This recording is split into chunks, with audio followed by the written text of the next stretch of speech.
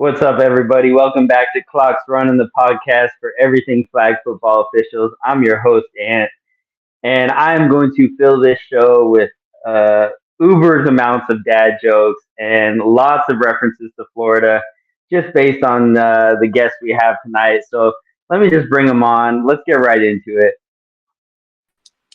Declan, what's up? Not much. Same old, same old. We missed you last week. I think the people wanted you here again, so here you are back again. I tried to save you a dad joke intro just to give you a little bit of relief.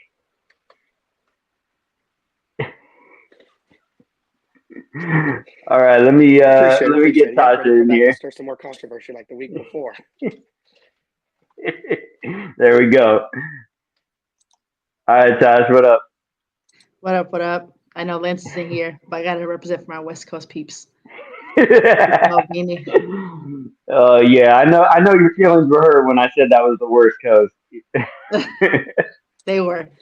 Hey, I spent a good like 7, 8 years in California, and I think I made my mark. I'm good. I don't need to live in California anymore, so I'm good. You think you're gonna end up back there, Tasha? Nah, cost of living is way too high. I mean, Orlando isn't any better, but nah.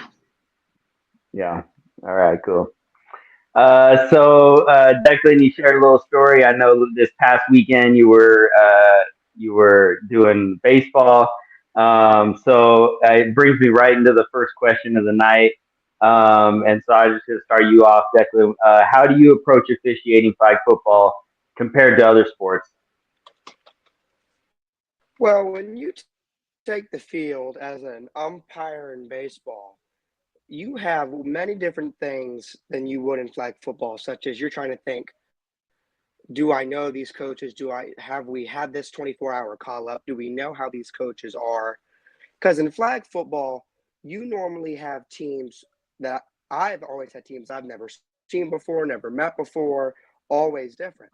So that's one of the things I do look into different when I go to do flag football is when you do baseball, rec and travel, you normally get used to seeing some of the old coaches or seeing some of the old players and knowing what their emotions are like, how they can temper, how they can start flaring out. While also, when you walk into football, you have 10 more calls. You have so many more calls to worry about and try to think of interpretations of. In baseball, you have safes, outs, fairs, fouls, balls, and strikes. Well, in football and flag football, you have pass interference, the offensive pass interference, defensive pass interference. So you just have to think of the different rules and the different interpretations. That's at least what I do. I walk on with two completely different attitudes with two different interpretations running through my head. So, do you officiate both flag football and tackle football, Yes. Declan? Yeah. So what do you prefer? Not Do here. you like some? Huh? I definitely like flag football a little more. Flag football, there's not 11 people on the field that I got to sit here and try to worry about, or 11 people on one side and then worry about the other 11. Compared to flag football, I got 5 and 5 and we're good, and we can just roll right into it. And I won't miss as much as I normally do in tackle football. I got you. All right, cool. So, Tasha, just to bring you into this, how do you approach officiating flag football differently from? I know you officiate basketball as well. Oh, you got yourself muted. My bad. It's different because when I do JUCO in high school, they're sanctioned events. So it's like you're required to be more professional and like more on top of it. If people are talking to me from the sidelines or wherever, like I'm tunnel vision to the court and the bench only. Um, when I'm doing, and I don't do AAU for a specific reason. And so when I'm doing flag football, it's not the same. Uh, Everybody has access to you, like I know you've mentioned in multiple previous podcasts. So it has to be a different approach, and like you have to be more alert, I guess you could say. Just because it's a lot more going on, there's a lot more people more random people, I guess you could say. So I just tried to be like more vigilant, and I have to kind of also mentally be more on top of my game because I know like it's easy for me to go into a basketball game, somebody says something reckless, and I don't even look. I don't look their way. I can just bypass it. I didn't hear it. Flag football is a different ball game. When somebody says something to you, especially like if they cross a line type of deal, you have to like look. Are they walking towards you? Are they approaching you? Is their manner of is there tone in a manner of like I'm going to walk up to you and do something? So it's not like you have to be scared, but you have to be more alert of what's going on in your surroundings at all times. So it's like a completely different ball game when it's like football and basketball. So are you saying flag football is more comparable to AAU than a sanctioned event? Absolutely. Okay.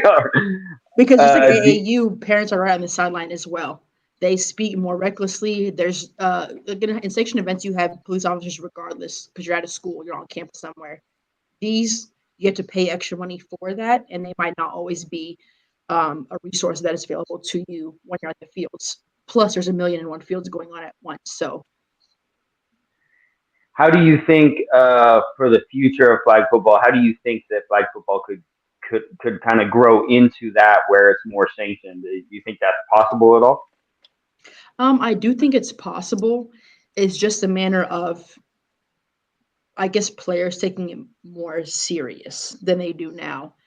Only because of when the officials become serious and they know the rules and they're calling it by the book black and white, players start to cry.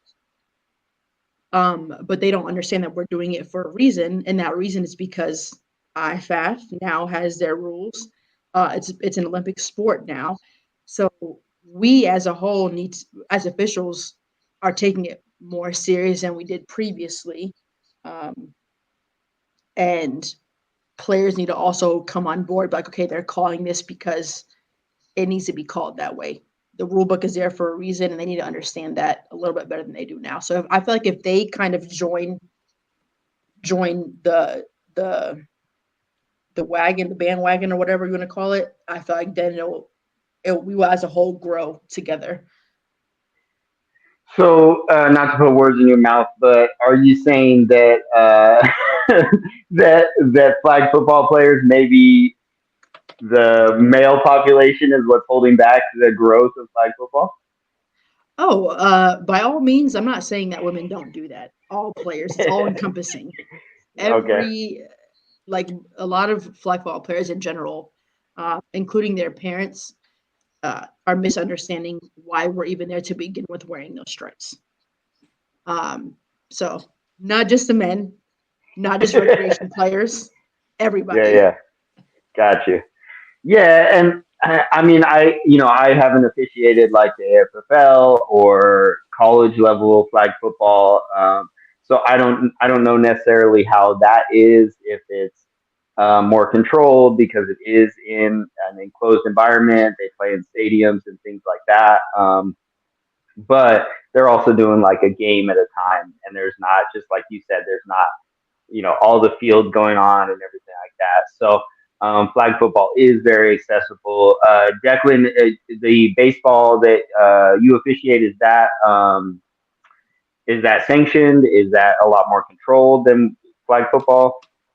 With baseball, it can be a if and because it depends on what organization's running it. Most organizations, unless you do like high school or even above that, there's normally like Natasha said, there's normally law enforcement present on the campus. But when you do anything younger than that, you just have your the site directors and your assigners there on the fields, and those kind of just observe the fields. They drive around, make sure you're good, come bring you water, and they double check with you every now and then. Do you feel like you have to be just more aware of, like you were saying, there's a lot more rules with flag football. Do you feel like you have to be more aware of everything going on with flag football as well compared to baseball? Yes, because when you're on a field and there's no, it's not like a tackle football field per se. Like not all the fields have like a fence around that one specific field like you would in high school. They're right there. And it's not like, it could just take, it's not like somebody just has to try to go around a fence. They could be right there, run the field, and do something. Baseball, there's a fence there, and by the time they try to enter, I'm already going to see them and know what they're going to come over here and do. As compared to flag football, they could be right there in no time. So what's your horror story? What's the worst situation you've had happen in flag football with officiating? But flag football, so I was doing a rec game, and it was the 12U Super Bowl because it was for NFL flag. And we were doing four-man mechanics. I was the field judge. And kid comes over right on the line, and I have the goal line. Well, the kid had his feet in.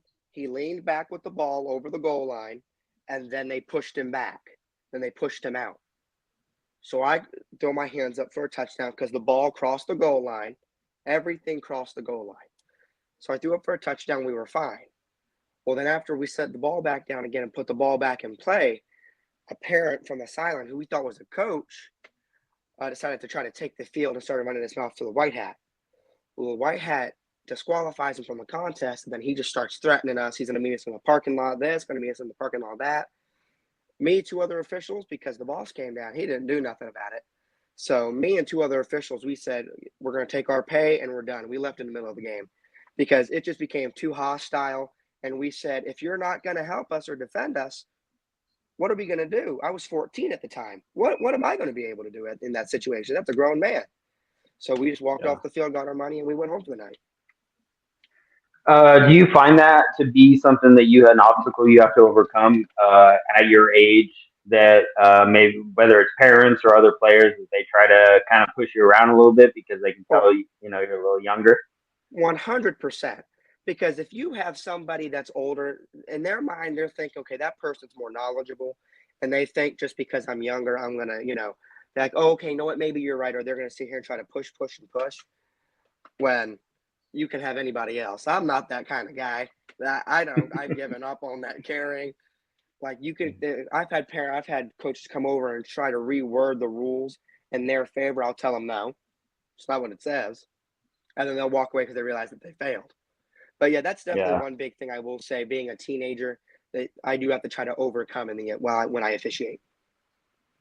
Yeah. Do you think that just the fact of having a knowledge of the rule book might just push away a lot of that in general? Because probably what they're looking for is that you're a kid that's just wanting to buy a new pair of shoes and you don't care about what you're doing and you're probably going to be on your phone and all that. So is that knowledge of the rule book even more important to you? Oh yeah, 100%. Because when they come over asking questions, or even parents, when they'll ask me, "How come you did this? How come you did that?" I can explain to them, "Well, I did this because the rule book says so and so, so and so, and the interpretation of the rule. This is how he infracted it." And this shows them, okay, this guy may not just be here for the money. He is here because he's taking it serious. He's reading the rule book and he's understanding what's going on during the game. And that's a big problem with some officials nowadays is they're not taking the time to read the rule book. They're too busy whacking around and just being there for the money and not caring about the sport. No, for sure. Whacking around. Okay. So, Tasha, what's your horror story? What's the with flag football? What's the worst experience you've had officiating? I've had countless people threaten me before. Um, and thankfully I haven't had any horror stories that have been like, I need to leave right now. But there was a time when I was officiating in a local Sunday league here. And uh, I don't know what exactly happened, what the play was, because it happened years ago. But one of the players was so upset, and he wasn't even on the field. He was so upset that he literally looks at me and was like, "I should get my sister to come whoop you." And I just looked, and in my mind, I'm like dying laughing. And I know I shouldn't because if he would do it for real, or if she was there, then I had to be ready to fight or whatever. Um, Yeah. but a lot of the times, like when people say reckless stuff like that, I just laugh. Now, if you were to be like, if they were to have been like, "Oh, I'm gonna go to the trunk and I meet you at the parking lot," I'm like, all right, let me go ahead and exit stage left, Yeah. and I'm good for the day. Because there's some things like, especially when I'm traveling to games with somebody, or I have people, or I have family with me, the last thing I want is to put people who I'm with in danger. Like And I just when I ref judo in high school basketball, even if it's in a more controlled environment, I'll be like, don't say nothing to me. Like, as far as I'm concerned, you're not even here with me. You don't know who I am. Just because there's been a lot of things. I mean, in this day in the world, like, things can happen anywhere, even in the Yeah. school. So, yeah, I haven't had thank God I haven't had any bad horror stories, but that's probably the worst thing that's ever happened to me.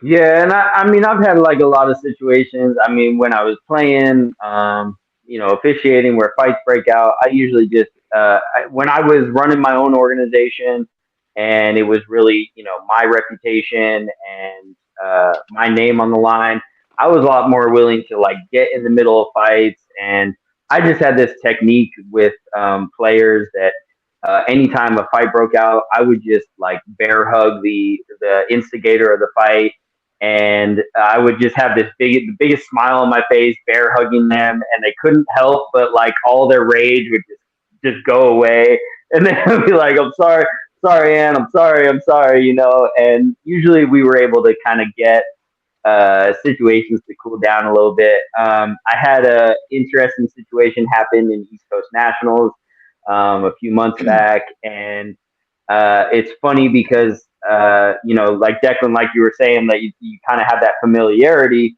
Well, I think in flag football, when you're doing a tournament that's 2 or 3 days long, you start to see a lot of the same players over and over again. And sometimes if there's a call that they didn't agree with in one format, and then you see them again in another format, some of those emotions kind of get carried into that. I had that happen where there was a co-ed championship, and I made a call that the team didn't necessarily agree with.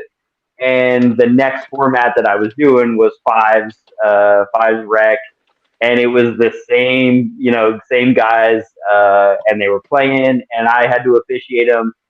I think all three of their pool play games, and then into the playoffs. So I think I did another 5 games officiating them. Lance was the white hat on that. But there was a point where they, in the middle of half of one of the, I think it was finally into the playoffs, they called over directors. They wanted me removed from the field.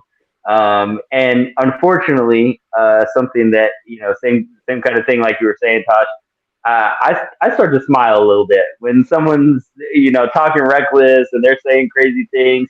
I kind of get a little grin on my face, because ultimately, like, I'm not worried about it. Like, whatever, say what you want, this or that. And it infuriated these players because now not only did they want me removed from the field, but they weren't affecting me. And I just had a smile on my face. So then they were saying, like, why has he got a smile on his face? We can, this and that and all this stuff. So ultimately, it came down to it. It was a close game. I think they were up by 4 points. The other team marches down the field, and the other team scores on third and goal, and I'm the one that is in the back of the end zone calling touchdown, and the receiver like caught it in between three DBs, 2 yards inside the goal line. Like it was the easiest call I think I've ever made in my life, but it was one of those situations where there were all these other things going on, and just a long day. We had been in rain, we had been in humidity, like there was just all that, and like thankfully the director came up to me, right when I made the call. He said, "Oh, that was the easiest call to make," and he said, "Get in the golf cart. We're going to another field." And immediately got me away just to make sure that nothing else happened. So it was nice. I appreciate when directors have that huge support in that. And Declan, I think you're absolutely right to, in the situation you brought up, to just say, okay, if you don't have my support, we're out of here, because ultimately I think safety is the biggest thing. Um, Now, Tasha, you mentioned not messing with AAU. Uh, for a while, I did officiate some basketball tournaments that I was running, and the funny thing that I noticed with basketball, now we were playing on concrete. It was definitely basically street ball. Sometimes we would do threes. Sometimes we were doing full court fives. When I would officiate, then basketball players, when they see someone officiating, they want every single call possible. where like if I were to step off that court, they're just like, oh yeah, we're gonna play, we're no issues, all that stuff. So I don't know if at, I know you said AAU, but have you officiated any kind of like other situations with basketball? Yeah. I mean, I used to do AAU. I just stopped doing it. Just Gotcha. because it's just you get paid less and you have to deal with a lot more. Um, Yeah. but I when I lived in South Carolina, I used to do youth tackle football in the hood. Um, Okay. that was crazy. Uh, definitely, I've people never got mad at me, but people have definitely got mad at some of my partners that I was working with when I did that. Um, and then parents were getting into it with each other. So we stopped several games during that time that I was officiating that league. But AEU, it's just a whole like I've had somebody like I unbeknownst to me, I've had somebody like go to my car window and knock, and thankfully it wasn't that bad. And then they were just go, you did a good job. But like still, why are you following me? That's still Yeah. really Yeah. creepy. And like I don't know how it is for a high school, like in baseball, when there's officers present, like on campus, like for school games. But for basketball, they follow you to your car. If it's an intense game, the school resource officer, whoever's on campus, they're gonna walk you to your car every single time, just because it's the nature of the beast. Yeah, so I know I brought up to Declan with his age. Do you find as a female that that is an obstacle you have to overcome in flag football as an official? I'm not even gonna lie. When Declan brought that up, I'm like, I hate to break it to you, you're gonna deal with that for the rest of your officiating career. Because even as an adult, you're still gonna have people who are playing who are significantly older than you, with all of these like 35 and up uh, divisions. And so there's gonna be people that are like 60, 50, slinging the ball or playing whatever position, and they're gonna try to outsmart you every single time. Um, and if they don't know you, it's going to be that you're going to try to outsmart you with the rules and kind of like keep on your toes. But if they do know you, they're going to try to like sweet talk you to a certain extent to be like, oh, are you sure? So it's like as a female, I mean, I feel like I probably get it a little bit more. Um, but at the end of the day, I know that I'm going to be dealing with that regardless, no matter what I'm doing, when I'm officiating whatever sport. Yeah, I think ultimately it's. I mean, I got a little gray in my beard. I've got tattoos. Maybe I do a little extra push-ups before the tournament, that kind of thing. But ultimately, like guys are gonna mess with me. They're gonna say Yeah. things. It doesn't matter. I think especially when I go to where you guys are at in Florida. I think there's just it's just a different.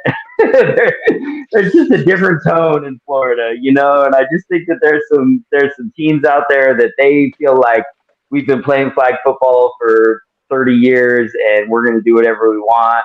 I have had situations where I've just like walked onto a field and just immediately the first call I make, I'm just hearing it because they don't recognize me. They don't know who I am. And so right away they're gonna try to go at me. It's like let's pick whoever the weakest link is. And I think in that situation, the one I'm thinking about, I was on the field with Ramal and Big Dre, and so they were known. Everybody knew who they were. They were managing the field, and I come on, and none of the players knew who I was. So it was immediate. The first deep ball, I'm running deep. I felt like I was good position. I didn't see a PI. I didn't call anything. And from that point on, that quarterback was letting me have it. And like to the point where Ramal finally ended up tossing him from the game because he wasn't going to stop screaming at me. And it was just Yeah. based off of one call. So it just how it goes. But that's Florida, and I'm sure you guys see that, on a very consistent basis. So moving on, I just want to kind of bring up the main topic of the night, something that I think we talked about a little bit last week as far as preventative officiating. I know, Tasha, you were on. We got into a big conversation about communicating with the whole impeding the rush and kind of saying to the rusher like, you can't be there, or things like that. And so I just wanted to kind of dive a little bit deeper into this terminology, preventative officiating. So I want to read from the rule book what it says, and I just want to hear your guys' thoughts on it. Declan, we'll start with you after I read this. Officials should try to assist teams to avoid penalties.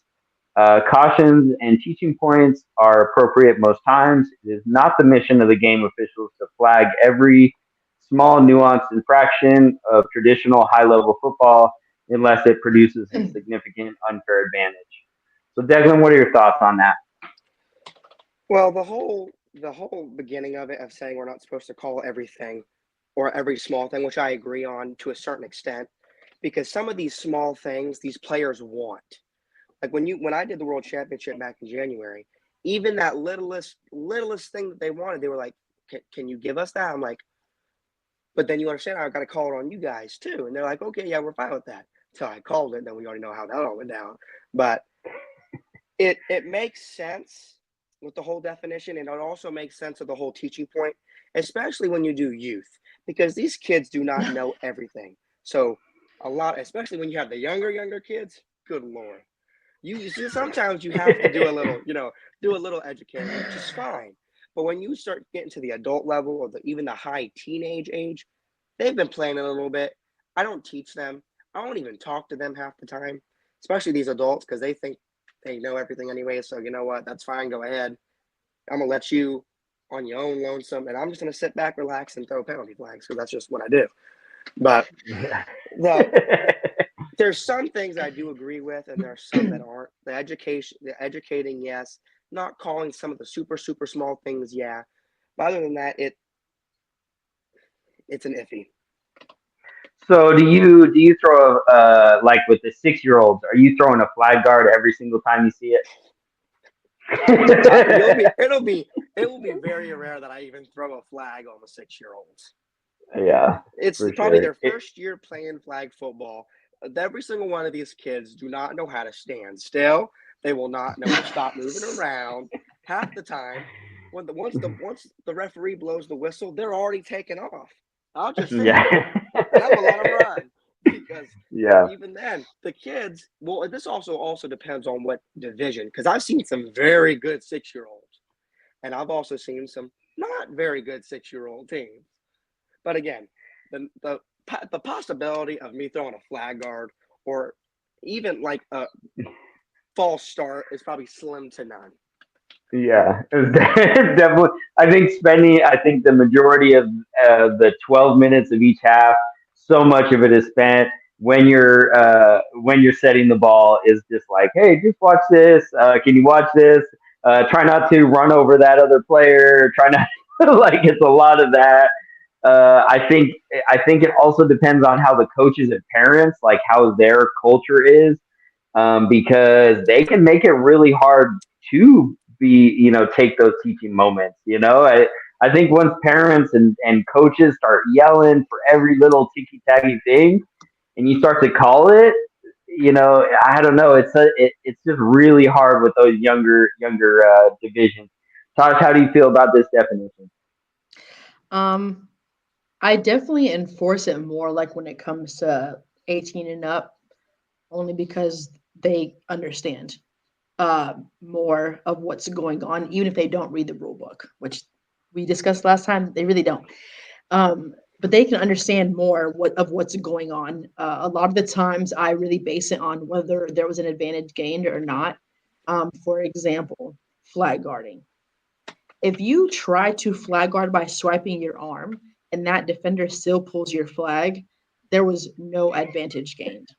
So Yeah, why am I gonna if there's contact made on the swipe on the attempt and he still gets your flag, I might give you illegal contact for hitting your arm, but he still pulled the flag. So at the end of the day, do you really want to call that? And it's kind of like one of those things where you officiate to the best of your ability in regards to that. You try to coach them up, not coach them, but like tell them, whatever. Uh, but then when they keep on harping on the small little things, I'm like, all right, bet. now we're going to be throwing a flag every single time, specifically when it comes to youth, because although they may have coaches, those coaches are realistically speaking just parents. They don't know how to Yeah. coach anything. You can have a whole playbook on a piece of paper, and I'm like, you're not even coaching. You're probably just telling them what to like, all this color and whatever. So it's like I do this youth football league. It's youth on Friday nights. The younger kids have a 45-second play clock. Do you think that one man on the field is going to control all six of them kids? The one's grabbing himself because he has to go pee. The other one dropped his mouth guard on. And another one can't even keep his shirt tucked in because it's oversized. So you really think that I'm going to sit here and adhere to that 45-second play clock? By all means, take all the time you need. And sometimes Yeah. parents do get mad. But at the end of the day, they're little kids that don't know how to do Yeah. anything. And they're not trying to. I mean, honestly, you see it, Declan. Them kids really aren't even trying to play football at the time. They're just They're trying just to get running to there. go. I mean, my Mhm. little cousin, he just started playing tackle football this year, and oh my God, he'll participate. Look at his mom, run over. Even in the middle of practice, they're doing scrimmage. He'll run back. He'll lay down. What do you want me to do? Do you want me to really? What do Exactly. you want me to do in this Exactly. situation? So like thankfully uh, the clock runs when it comes to youth. So same Thank thing God. too. If yeah. you start asking why am I doing this, why am I doing that, regardless of whether I'm allowing it on both sides, they still don't understand. So I'm like, all right, cool. If the clock's gonna run regardless, I'll throw that flag gladly every time you do something that's illegal. Um, but then going back to the adults, a lot of where I see the preventive officiating coming into play is when you see people's attitudes and tones and the way they speak to each other or their opponents starts to get to a higher level that kind of makes the game a little bit uncomfortable. Like maybe this can go somewhere where it doesn't need to go. I feel like preventive officiating from an adult standpoint, that's mostly what it is. You try to stop something before it starts. You see they have illegal Yeah. flags, you know that team is going to complain about it if they're 5 minutes from losing the game. So let me just address it right now so we don't have to deal with any of that last second like protesting, challenging, whatever you want to call it. Same thing with their behavior. Yes, a little friendly chitter chatter back and forth is good, but there's a line that eventually is crossed and then it becomes to getting each other's faces and then a fight. So stuff like that is where I feel like the majority of preventive officiating comes into play, is when it becomes more of a physical game or prevent the physicality of the game increasing. Yeah, for sure. I mean, I think with youth, you're talking about 45-second play clock. I haven't had that long of one. I think it's usually like 30 or 35. But yeah, the clock continues to run. So even in the last minute of the second half, also, most of the time, these games are blowouts. It takes a lot for, it seems like there's always one team that just has it kind of figured out in the division, and they're going to win it for a good 6 months or a year, And yeah, I think that, yeah, if the coaches want to talk, if they want penalties to be thrown or whatever, that clock's going to continue to run. Now, I know that in California, the youth games that I officiated a lot, those were longer halves, and oh my gosh, this would be like an hour long game sometimes. And like 6 year olds don't want to be on the field for an hour. Like, so what are we doing?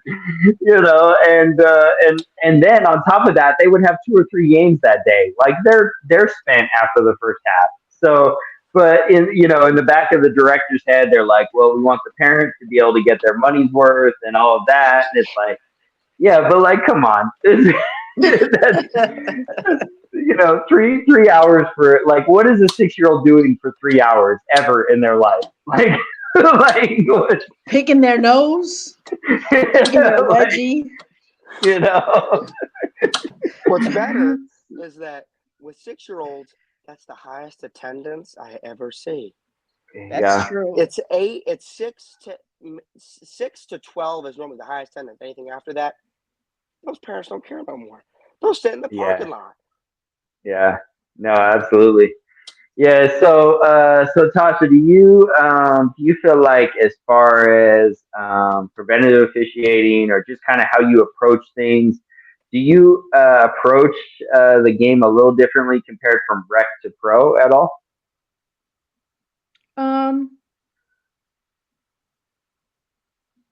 I'm gonna say no. Because in rec, I feel like I have a little bit more problems with the players who think they know everything and they Yeah. don't.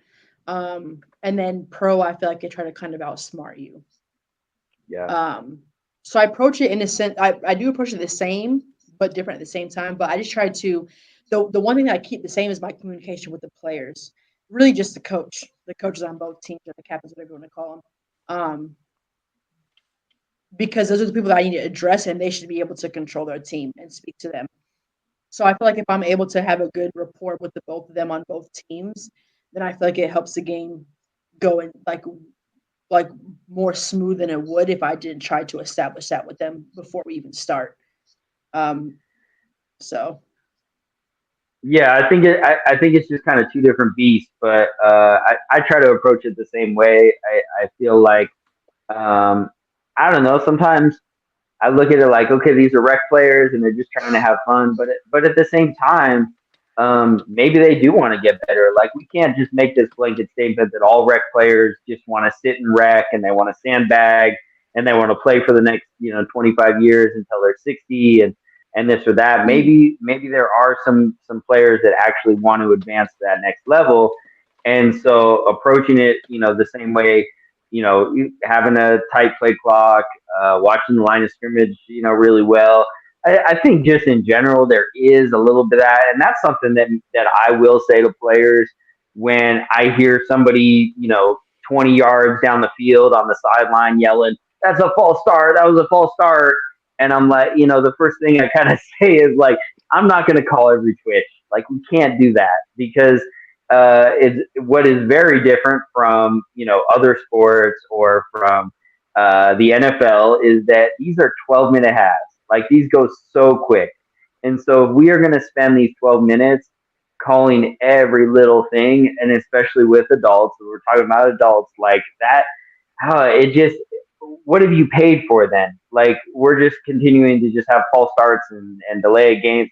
Like I hate more than anything. I hate calling a delay game.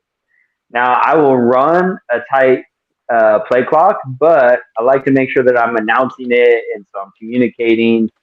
Declan, do you agree as far as like rec and pro? You approach it the same way? Yeah, I try my best to because, like you said, we cannot just make the blanketed statement that all these rec players are just trying to stay at this level. Some of them maybe are or may be trying to advance. So you can't sit here and approach them because let's say you're the organizer or the assigner of these rec flag officials and you're telling them to approach it differently than the pros. Now when they go up there, they're going to be introduced to a whole different ball game. And that's not what we're here for. We're here to prepare them for the next level. That's what we're there for. We're there to tell them this is how it's going to be. This is why we're here. We're to enforce these rules because they're going to do it even stricter in the next level. Yeah, so I something that I was kind of observing just from when I was in California, and they slowly started to have some national formats that they were bringing into leagues. I was really strict in the local leagues that I was officiating, and sometimes I would have players kind of come back to me and be like, "Come on, like this is just our local league. Like we know you travel, like blah blah blah, this and that." But my response to them was, "Well, there are some teams in this league right now that want to travel and they want to get better. So I'm just as much as they're trying to practice and get better and be prepared for what the competition is nationally. I'm trying to bring the same thing. I'm trying to be prepared for the national tournaments, as well as I'm trying to help them get better so that they understand that when they swipe away somebody's hand, it's a flag guard. When they get in front of the rusher's lane, even though they don't make contact, it's impeding. And so if I call those the way I would nationally and I do it locally, I think it helps them. And so I had a situation with a team out of LA, women's team, Top Shelf is their name, and I was officiating them everywhere I went. San Diego, LA, San Francisco. I mean, they were all over the place. I would see them consistently. Well, sure enough, there was a playoff game in Tampa. So now they're trying to, I think it was a quarterfinal game, for the world championship, and I got brought over in between the second round game and the quarterfinal game, and immediately they saw me and they said, "Okay, Ant's here. We know what he's gonna call," and they tightened things up. And you could tell that they knew what was going to happen. And sure enough, there was a situation where receiver pushed off, caught the ball. She looked right back at me, looked at my flag already on the floor, and she's like, "Yep, I knew it. I knew it was going to happen." But at least they were prepared for that. Whereas I've seen in both, and you guys don't deal with this because Florida has been in the flag football game for so long. You guys are very, very experienced as far as the players, and it just seems like you guys have top notch leagues running year round. Colorado, California, on a very smaller scale, and they don't really the leagues don't really prepare teams for the national level. So I just tried my best as an official to say, okay, I'm going to approach this just as I would if I was at the World Championship, and same thing with rec and pro. I'm going to approach this. These are rec players, and you know what? Those rec players, when they win a world championship, they're going home and saying they're world champs. So, so it's a really big deal to them, and they're going to want that. So I just want to kind of go over some of the more specifics of preventative officiating. Just want to hear, how you guys approach it. Tosh, we'll start with you. So one of the kind of tips that the rule book states is warning about unsportsmanlike conduct at the coin toss. Is that something that you do, Tosh?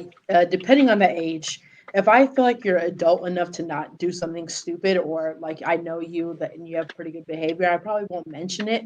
I'll probably just be like your team, like white talk to white, blue talk to blue kind of thing. When it comes to youth, I'm shutting it down off rip. I'm telling them, look, if y'all score a touchdown, keep it simple. Y'all can celebrate, and then we're going to the next play. Change of possession. Just because I feel like there's a lot more taunting when it comes to I will say younger adults too, but youth as well. And so the last thing you want to do is somebody like, I don't know if you guys seen the video that went viral. I think it was OT7, but some kid caught a ball over a defender. Then he proceeded to go and tap the kid in the head, swung on him, and knocked him out. Yeah. So it's like stuff like that you want to prevent because they think it's all cute and fun and they want to get viral. They want to have like a nice highlight. But at the end of the day, you don't want to have to deal with anybody with a fight. So I will, you know, um, speak more about that when it comes to younger age groups. Gotcha. Declan, how about you? I'll do the same thing she does. I'll tell you when I work in the white hat position and I'm talking to the head coaches or even when there's players there, I tell them if they're adults that should be adult enough not to make stupid decisions, then I'll just be like, talk to your team, you talk to your team, like she said. But these younger kids, I make it flat out from the point. We are not doing this. We're not doing that because if you don't cut it bone and dry, they're going to try to nitpick every single little way they can. The new biggest thing, and I see it in multiple sports, they do this little hush thing, or then they do like the push to the ground type thing, like calling them small and all that. And I tell them, I don't want to see none of that mess because then what's going to happen is they're going to get in their feelings, you're going to get in yours, and you're going to shoulder check each other. Then you're going to be like, oh, really? Then you're going to push each other. And I got to do a bunch of unnecessary stuff that I don't want to do because I'm going to throw a flag on you. I'm not going to care. I'm going to throw a flag on you too, and then I'm going to kick you both out because I've already gave you that warning.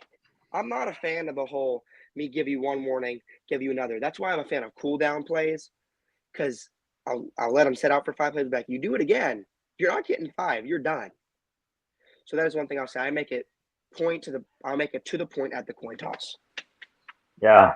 So, I mean, as far for me with speaking to youth, I feel like at the coin toss, maybe they listen a little bit. But I think when we get into adults, I don't think they listen to anything I say in the coin toss. They're so fixated on because they can't understand what defer means, and they just want to make sure they don't mess that up. And like, like like it's crazy to me like how it just every tournament it happens. You win a coin toss. What do you want? And defense is the call. Are you sure? Yeah, defense is what I want. And then of course it's the team that knows, and they're like, so we get ball both halves, right? And I'm like, yep, you sure do. Now I have to explain this to these guys. Now they're gonna be upset. Now they're, so I mean that was something that I learned just in officiating youth, where I was like, okay, I understand what the rule book says as far as what the coin toss is for youth. This is how I'm going to approach it. And so I would literally say to both youth players, okay, guys, these are your calls. Okay, coin toss, defer or receive. Please don't say defense. Please don't say direction. Defer or receive. Like, let's start there. And like that, that is how I approach youth. Um, I think that in LA, California, the trash talk and all that stuff is over the top. It's flashy. And honestly, I was continued to be instructed to just let them do whatever. And I didn't like it. It wasn't something that I enjoyed being a part of. And so I would lean more towards like just trying to officiate adults, and only do youth when I really needed to. As far as adult goes, I just think that, like I said, they're not listening to me at the coin toss, and I just kind of approach it a different way. Declan, you said you don't like to give warnings. I feel like that's what I like to do. Is if I start to hear something that's outside of football, my flag will come out, and I'll say, unfortunately, like warning. This is my warning. I want to be clear that it's not going to get any yards, but the next one is going to be 15. And so that's the way I approach it. I think yours is good. I think everyone has kind of their different style. The one thing I do try to maybe say at the coin toss is I will say to the players, the captains, look, you guys want to trash talk to each other, keep the football. But if any trash talk comes at me or anyone on my crew, you will get an unsportsmanlike. And I just like to make that statement. I think that's the biggest thing that I want to just eliminate as far as flag football goes, because I think when I first started officiating, there was this culture of we can treat officials however we want. We can talk down to them. We can call them names. We can get in their face. We can push them. We can do all this stuff to the point where I ran a tournament, and it was Thanksgiving week, Turkey Bowl. I ran a tournament where I had my dad officiate with me, and I was embarrassed that I had brought my dad to that tournament because the way that these players were talking to him, and it was just it was degrading. And I'm like, you guys are talking to a 65 year old man with zero respect, and that was, I mean, I guess that would be the horror story. Is that was the only tournament that I had ever put on over a 6 year period of time where we didn't have a champion because in the semifinal game we shut down the tournament. I, they wouldn't stop. The way that they were talking to me, to my dad, the way they were talking back and forth sidelines, and finally I said, you know what, you guys can finish this if you want. I'm picking up all my pylons and cones and I'm going home.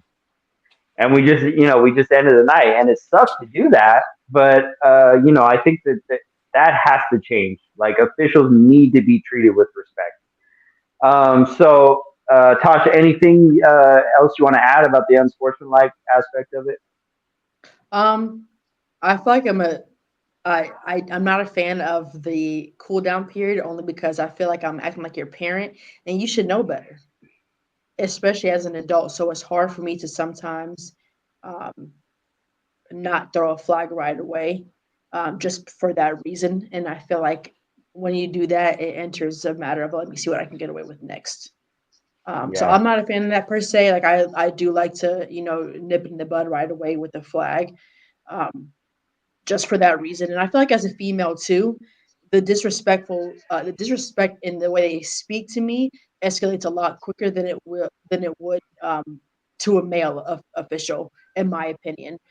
So once you cross that line, I'm not giving you a cooldown period. I'm not giving you a warning, and you're not. I don't have to give that to you, which people do think Yeah. I have to give them a warning, but I don't. And so like for me, it's just that more serious of like, all right, you want to cross that line? Here we go.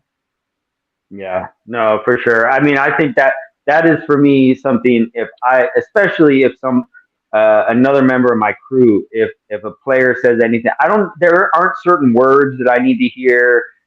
Like if you are walking towards an official or you are directing your angry, you know, talk or whatever it is towards an official, that's a threatening manner to me. And I'm throwing a flag, and that's going to be 15 yards. And I'm going to try to put an end to that right away. I do feel like trying to be better safe than sorry in that situation is what will help prevent fights. Because I think it's when we let guys talk to us, however, is when things start to get out of control. And so I think that that's the big, the big point of preventative officiating. I think is maybe not calling every little nitpicking thing, but we need to make sure that we are being, in the prevent instead of reacting. Because if we're waiting until the second half and the game is out of control, and then all of a sudden that 15-yard unsportsmanlike is having a huge effect on the game, you can kind of understand why players would be upset in that situation. Where if in the first couple minutes, whether it's Declan you doing a cool down or me doing a warning, or it's just already an unsportsmanlike, I think it calms things down immediately, and from there, players are then going to see, okay, the officials have set the tone. This is what's happening, and if we want to play the rest of the game, this is what we're going to do. Where if it's the second half and an unsportsmanlike comes out, I think at that point the game's out of control, especially playoffs, especially in the contact formats. I think it's something that you cannot react to how the game has gotten out of control to try to reel it back in. Once the game's out of control, it's out of control, and I think it's pretty hard to do anything but just end the game. Would you agree, Declan? Oh yeah, because if you wait that long, one, the players and the coaches will realize they're running over these officials and they're not doing anything. It's making us as officials look like observers, and that's not what we're there for. We're there to enforce the rules that need to be enforced and intervene when we need to intervene. We're not there to try to over officiate, but we're there to enforce rules and intervene when we need to. Yeah, I think it's funny though because what do players whine the most about? False starts and little nitpicky things like that. They want to make sure the yardage is correct. They want to exactly the spot of the ball. Where was the pull? Very nitpicky things. But players are never ever going to whine about an unsportsmanlike. They don't want to bring that up. They don't want to be tattletaling. They don't want to Nope. be snitching. They don't, So they are the. I would say that players probably bring in more of that nitpicking, calling every little thing. Where when the bigger things come up, everybody wants to be like, oh no, I didn't see that punch thrown. What do you think, Tuss? No, I agree. I honestly agree with everything you just said. Yeah, fair enough. All right, so let's just talk about the clock. I just want to hear how the styles of how you guys kind of run the clock and just communicating the clock. So Declan, how just kind of walk me through as far as announcing the play clock, announcing the game clock. How do you do that in flag football?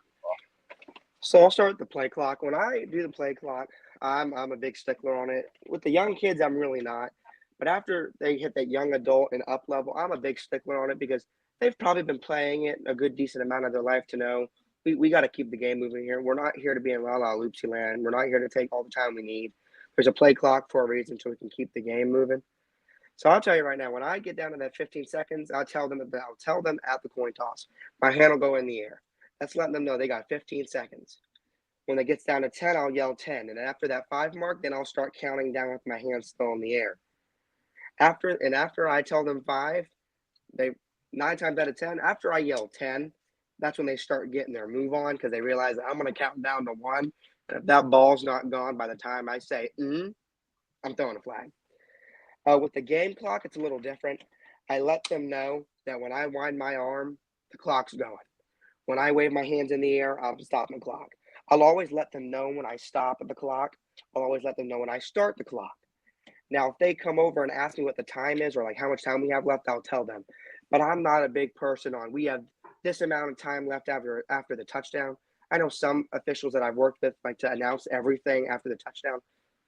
I don't see a point in that because I'm wasting my time of trying to do other things that I have to focus on. If they want another time, they can come over. I'll be approachable. Hey, ref, what's the time? I got 10 minutes left. Okay, thank you. And that's just how I do it. Gotcha. How about you, Tough? Um, I'm not gonna lie, I could do a lot better with like hand signals when it comes to like the stop clock um, time, and because I know a lot of officials honestly just don't adhere to that as well as we could. That's across the board, honestly, because there's just so much going on. But I do try and be really good about calling out the time. I call out 15, and then at 10 seconds, that's when I start counting, and then at 5, I'll just count 5, 4, 3, 2, and then whatever the case may be. Um, and then I only really announce the time after timeouts, after points, after touchdown or extra point, if we're in stop clock. Other than that, Gotcha. I'm not like I'll call the clock here and there if they ask. I do know that 9 times out of 10 people are still going to ask regardless. Even if I were to be better about doing like this or winding, they're still going to ask. So Yeah. naturally, the biggest thing that I try to do though is when we set the pucks for a first down, but they're inbounds, I will verbally say every time that the clock will start on the ready for play. Only because that's the one time I do know that people should I call timeout, should I not? Or people are like, oh no, it's stopped, whatever. So I try to Yeah. do it mostly at that point in time, but other than that, I'm calling it whenever you ask. Yeah, for sure. Yeah, I think for me, with as far as the play clock goes, I call out 15. I mentioned 10, and then I'm doing Declan, basically the same kind of thing you said: 5, 4, 3, 2, 1. I saw an official. His name's Miguel. He's from Mexico. Big time international official. He was at the World Games in Birmingham. I got to work almost the whole day with him in Tampa, and I loved his style. I don't think it's something that I would love to take it on, but he would get down to 10 and he would go 10, 9, 8, and like I thought that was a great way, and it communicated it, and I just felt like there was no argument with like if QB is not paying attention enough to that, then they should not be a quarterback. I think in that situation. So I like that style. I know that like Lance and Pat and some other officials, they got the timer, the thing on their belt. Those aren't cheap, and so that's definitely an investment. But it takes things out because they hit that switch, and it doesn't matter if people are talking to them or whatever. So I can see why that falls into preventative officiating, is that it takes away the argument. No, this is 25 seconds. It's the same. You're getting the same clock, one way or the other. Offense or defense, everyone's getting the same clock. Okay, so next thing I want to kind of bring up is rule clarification. So, Tasha, when a situation happens, maybe you throw a flag for impeding, someone's asking for a clarification. How do you handle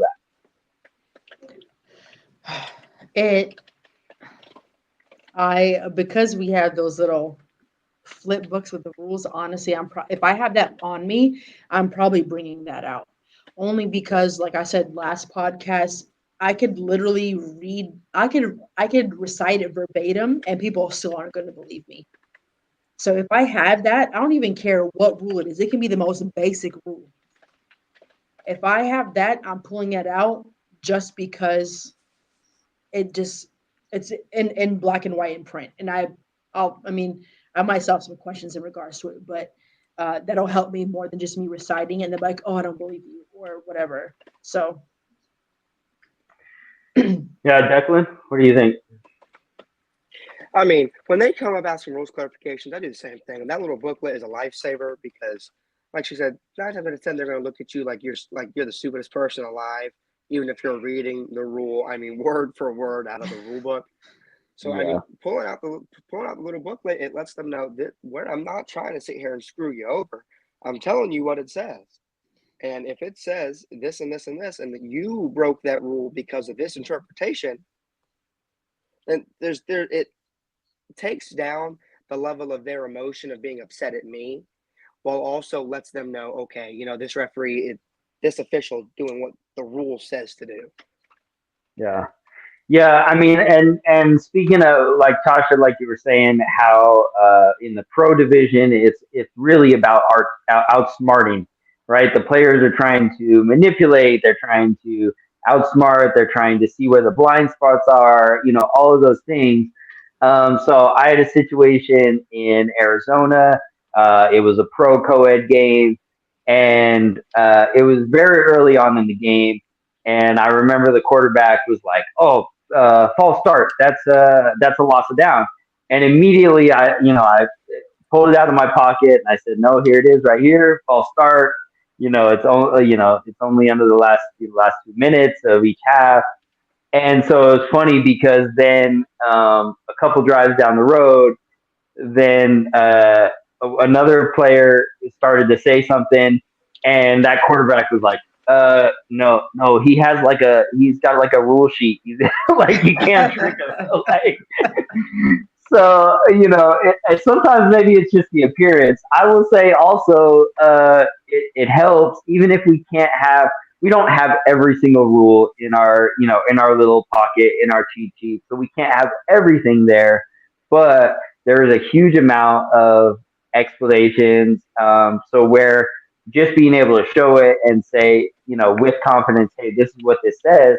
I feel like that also can prevent having to bring over directors, having to actually stop the clock, having to slow down the game. When we have so many games in a tournament to manage, those are the things that really slow us down and put us behind. So I think that's as far as rule clarification goes.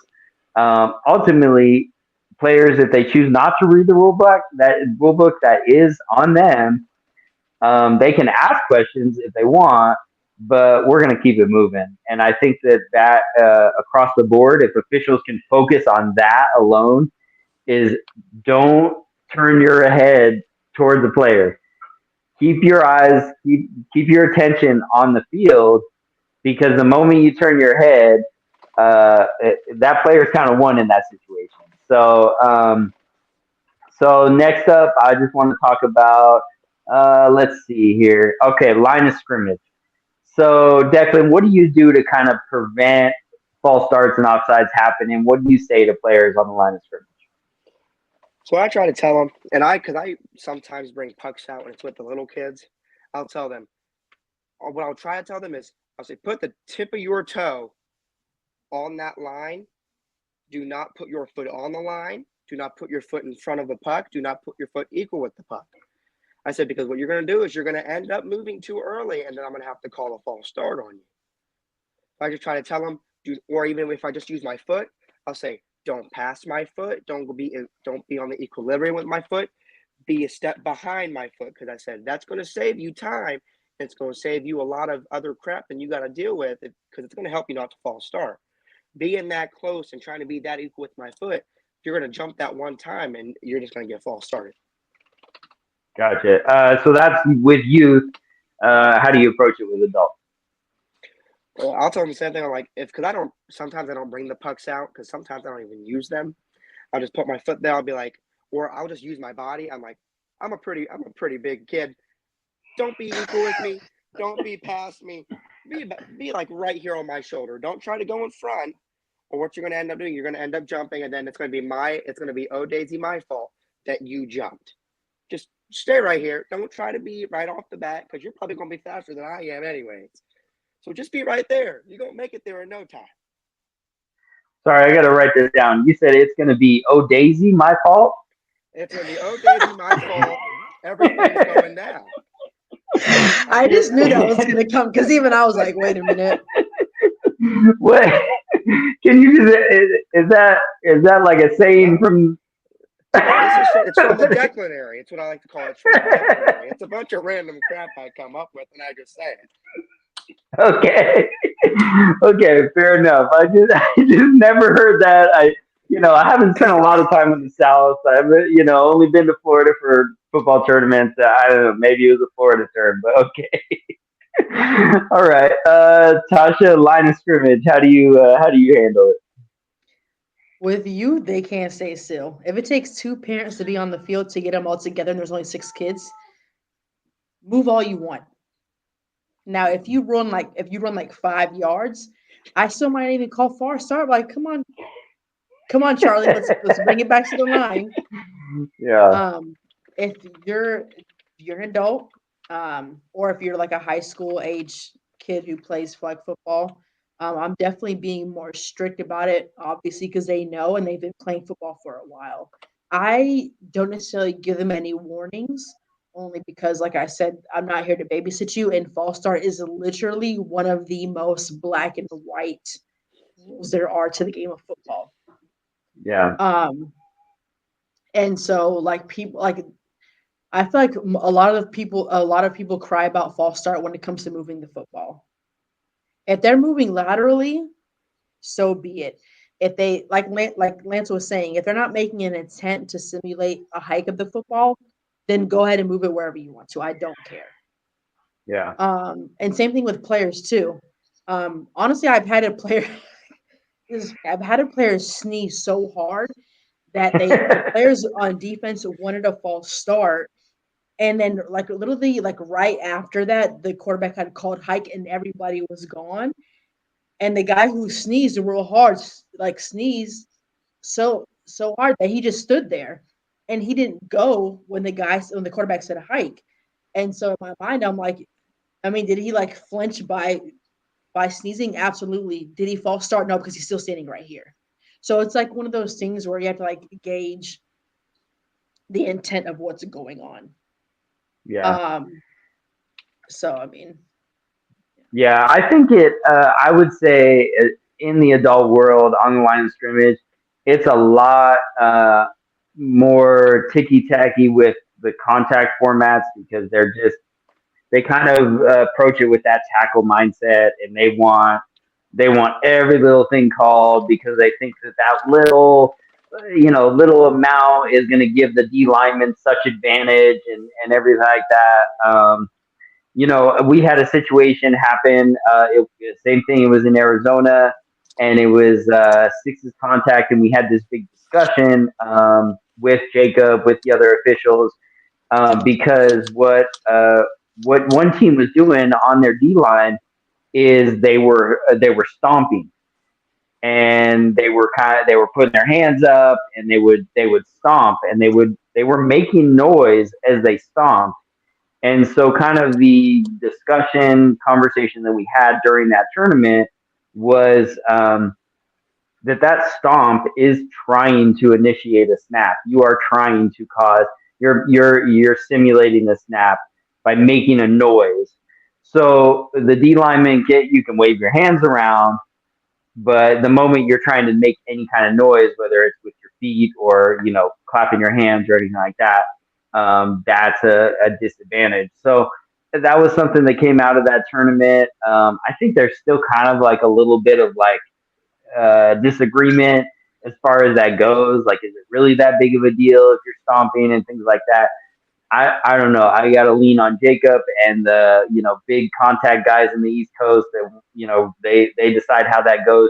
Usually, when I'm at big tournaments with contact, I'm like in the backfield, and one of the veteran officials just tells me, "Don't throw your flag for any reason." So, so I'm not having to worry about the line of scrimmage. But I lean on the fact that there have been situations in the NFL with receivers lining up in front of the ball and the officials, they don't give any warning, and they throw that flag, and they get eaten alive for the next week. And it's talked about over and over again in Sports Center. And I know Patrick Mahomes was so upset about it when his receiver got called, and he's like, "Come on, why are you calling this? Did all this stuff?" And ultimately, those are the pros. They get paid, and so if they can't, like, if they can't line up correctly, how are we expecting 6 and 7 year olds to line up correctly? So yeah, I don't know. I don't like to call every little twitch, and like I said earlier, I just think it just becomes like, then that's all we're doing. Like, we're just calling every little thing, and we're probably going to call a lot of delay games. Like, if we're getting that nitpicky, then we're calling a lot of delay games where we're probably calling illegal shifts more often. I mean, it just becomes like it, it's a slippery slope that this can get out of hand. And we don't have, a lot of times we don't have the officials to be able to call all those things correctly. If it's a 2-man crew, the white hat on the line of scrimmage has so many things to look at.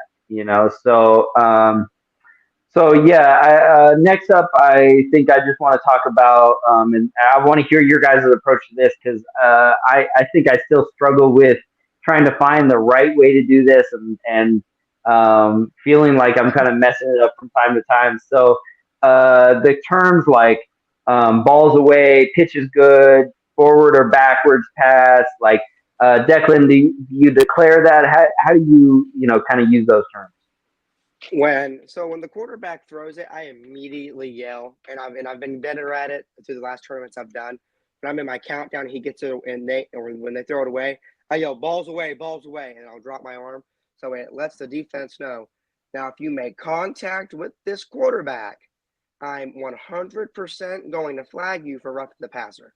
I've already let you know the ball's away, so there's no excuse of saying I didn't hear you, because I yell it. I make sure my voice is almost gone by the end of the day. So I know I yell balls away. With the backwards pass or whatever and whatnot, I'll say back, and then I'll throw my fist out to let them know that was backwards. It wasn't forwards. I'll let them know back, and then if it keeps going, I just won't say it no more. I'll just throw my fist out. I try to be vocal to let the defense know what's going on, because with something like that, they're going to be, if I don't yell balls away and then they rough them, they're going to be like, well, you could have told me the ball was gone. So that's one of those, that's a big preventative officiating piece of preventing contact when there doesn't need to be any. Gotcha. Tasha, what are your thoughts? Um, I mean, I pretty much do exactly what he does.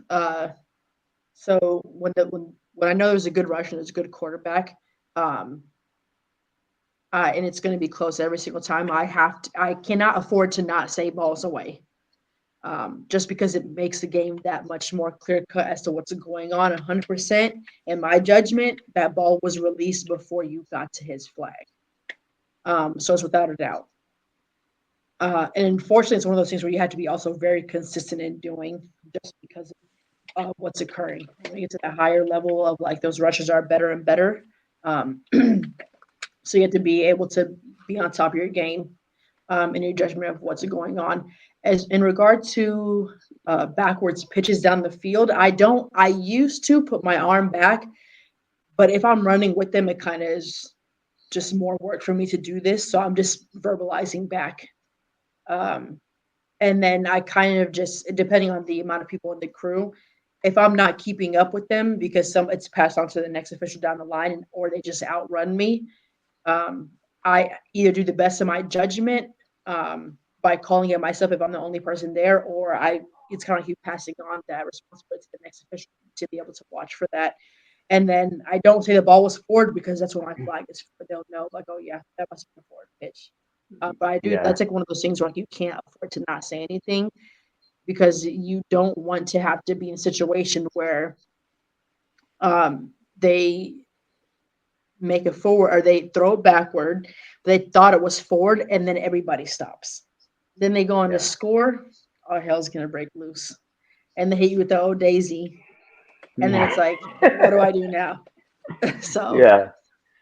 No, for sure. And I think you brought up a really good point with that, is the consistency of it, because I think for me, the term balls away is one that I'm still just I'm still struggling with it because I want to be consistent with it, and I just haven't gotten that ingrained in me to be able to be consistent. The one that I've run into issues with is saying, I like to travel with the play, especially if I'm starting behind the quarterback. I really like to go with the play. And so something that I think I am consistent with is saying whether the pitch is good from my view. I have had some situations where I say pitch is good, and another official that's downfield throws his flag out, and then then we have a discussion because what did they hear, not what they saw. They heard me say the pitch was good, and they kept going.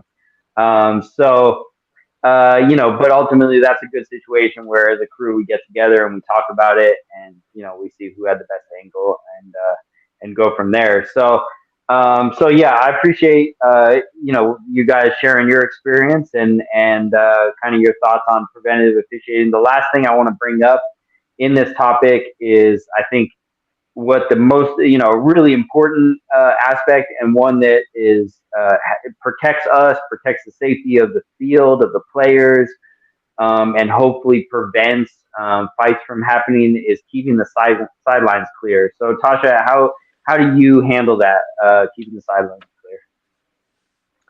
I'm gonna be honest, it's hard. It's really hard just because there's so many people out there, especially when you have big events like Tampa, where there's a lot more factors that come into play, which the main one is space. Everybody's crowding the sidelines regardless. Um, and although I need that to be able to do my job at the end of the day, I can't control what I can't control. And that's people being all over the place, even though you've warned them countless times. And it becomes one of those things where you pick and choose your battles, because I can literally flag you if there's somebody on your sideline, and I can flag your team for that. You get a penalty, they still continuously come back. I can tell them to leave, then I have to call somebody to come escort them to leave if they're not willing to do it so themselves. So am I willing to go through that whole drawn out process, or do I just keep on saying every 2 minutes, back up, give me the line, give me the line? It's kind of one of those things where, like, unfortunately, in a game of flag football where it's just 12 minute halves, a lot can happen in those 24 minutes. So it's like you have to be more concerned about what's going on in that game and try your best to handle the rest of the outside stuff, without letting it affect what's going on in the field. Um, so, like, remain alert is the best thing I could do, but also focus on the game at hand. And if I have to just keep on telling them to back up, and if a warning, and even if a flag doesn't do anything, then so be it. For example, I was at IFAF, and you know how they are, black and white rules. You don't say anything. You tell them beforehand this is what's going to happen. You throw them a flag. There's this coach. I don't even know his name, but he's a local coach. International play, junior international cup. I'm like, I had him previously in the day, and I was like, look, you just have to stay off. You have to stay off the field. If you have something to say to your players, they come to you, and that's it. Don't step on the line. Don't cross it, 1 inch over. Just stay on the sideline. It can't be that hard, honestly. Yeah. And there wasn't that many spectators there, so there's no way you can't say what you have to say, especially when you're playing a team who might not even know English. So when it came to the championship game, I had to throw a flag because he kept on coming on the field. And I'm like, I don't want to do it. And I know you think I'm being ass to you right now, but I have to do Yeah. my job. Like, all Yep. jokes aside, I don't care where you're from. You don't care where I'm from. I have to do, at the end of the day, I'm here to do my job. And that's officiate the game to the best of my abilities, and what basically my clinicians and my supervisors, or whatever you want to call it, when they, my evaluators tell me what I have to do, and I'm gonna do that. And of course, he was pissed, but at the end of the day, what can I do? So it's just a nature of, like, picking. Like, I know that's a different setting than the majority of what I do now, but it's like a pick and choose your battles. Yeah, for sure. No, and I know. I mean, in IFAF they had that box that all the players, all the coaches had to be in. So it wasn't, it was a big distance from the goal line, on both sides, and it was very regulated. Plus, it was to give. I feel like it was almost 5 yards back from the sideline, to where they really. I mean, there was a good chunk. Now, when you have all the fields that you have in Tampa or other big tournaments, those sidelines are pretty tight, and I think that's where you run into the most issues is when you have games going side by side or close to side by side, and you've got sidelines packed. And Tasha, I think you brought up a good point. Is we could spend the entire game trying to get this sideline to back up when a lot of those people they don't care at all, and they're not playing. They're not throw them out, whatever. They'll just walk around the park and come back in. Like there's no it doesn't matter to them. But we have to focus on the field. I've had a few situations where I've tripped over people on the sideline, just because when I'm a back judge, I really just I try to stay focused on the matchups that I'm locked in on, and so sometimes I will run sideways without looking down because I'm trying to continue to stay locked in on the play that's happening. Sometimes I backpedal, same kind of thing, and I've had those situations. It doesn't help me because I fall or whatever, but it does help the sideline back up because that happens. They see me fall over and they feel sorry for me and they back up a little bit. But Declan, how do you handle the sideline? Like we've said, we can sit here and spend all day trying to warn these people, and they're not going to do it. And so, for example, funny story that we brought this up actually. We were doing the Tampa, and we were doing a three-man crew, and I'm the line judge. White hat's on that side, and the back judge is on this side. So I'm on my own side. My sideline, I tell them from the get-go when I walk over, I say, listen, I have no problem with you coming closer to the sideline and timeouts, this and that. When we put this ball in play, I need this entire area to myself. Because I tell them, if I hit you or I run into you, I'm flagging you. There should be no reason why I make contact with you. I'll tell them, this is my working area. The field's y'all's working area. Let me have mine. You get yours.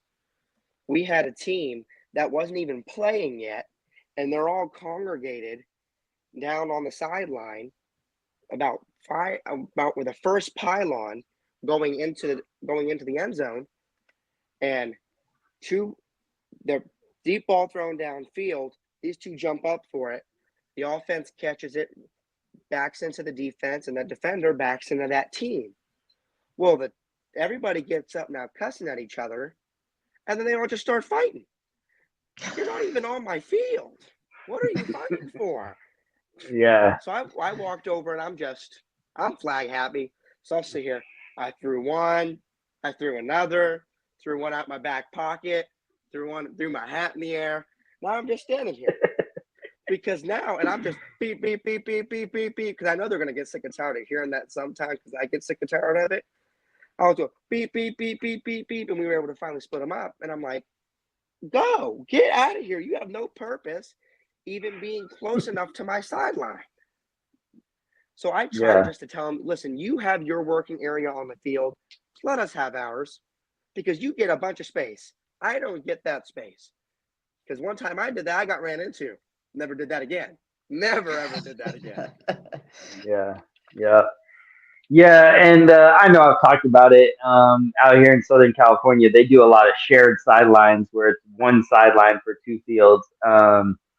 And I had a situation where a receiver, because you have to be on the field. There's no way to be off because the off is on another field. So you definitely don't want to be blindsided by something happening in a field that's not even yours. So every time I was back judge, I would be on the field, and I had a wide receiver in his route go smack right into me and plow me over. There's nothing I could do about it. Absolutely nothing. And so I hope that that's not something that just sticks around. This is why I give Southern California a hard time because that's such a safety issue. The amount of times we would have both games going on, they're both in the red zone. Like you can't tell quarterbacks not to throw to a certain part of the field. And so two receivers are both going up for separate plays, DB, all of them are crashing into each other. Like the amount of times there were situations like that, it just felt so unsafe. Like find a field with more space, or shorten the width of the field. Do something to make it a little bit safer. But yeah, and I think the other thing as far as like sidelines, and especially with adults and big tournaments, is we have no idea how how people are related, which teams know each other, who has an issue from a previous tournament, anything like that. So those kind of things can happen if especially the bigger games. And I know that Jacob's going to be upset about me bringing this up because logistically it's a nightmare. But I love the wrapped field. And I think, especially for a championship game like that, it makes a huge difference. And it just gives a little bit more space. And it just allows officials to focus on and hone in on the game, and really give, the best possible officiated game. Because ultimately, even though the championship games are later on, in the day, we've officiated a lot of games, we still really want to do a good job in the championship game. So if we can have that space on the sidelines, and we can really just focus on the game, I think that helps helps us. So I like the wrap fields idea. I know that it was in Tampa, and I hope that that's something that continues in other tournaments. So. Um, Tosh, Declan, I appreciate you guys just sharing all your thoughts on preventative officiating. I think we covered a lot about the rule book and just like diving in deep to this stuff. I hope players start to listen to this podcast and learn a little bit. But if they don't, then guess what? They're going to see us on the sideline. They're going to see us on their field, and we're going to carry out the things that we talked about. But as always, I just want to give each of you the opportunity to share some final thoughts. Anything on your mind, flag football or not related? Declan, you're up. I mean, just really, I wish just people would just read the rule book, because it's not that hard. It just takes like 5 minutes out of your day throughout however long it takes you, because at the end of the day, then you're going to know why we call half the things we call. Like Natasha said earlier, we're not here trying to sit here and screw you over, or we're not here to try to make a fool out of you. We're just doing what our job is at the end of the day, to enforce the rules in which are set in place. And that's something I don't think players pay a whole lot of attention to. Nice. Tosh, what do you think? My final thoughts is that we should do a session that we require all tournaments to send a video link to their players or captains or whomever, so they can finally understand what we are there on the field to do, why we wear those stripes, and why they need to let us do our job and be respectful towards us. That's all. Okay, so do the captains, they have a quiz afterwards? Like, how do you make sure that they even watch that? How do you? You can do a 5 minute quiz. Wouldn't hurt anybody. Yeah. I like it. I like it. Okay, so my final thought, I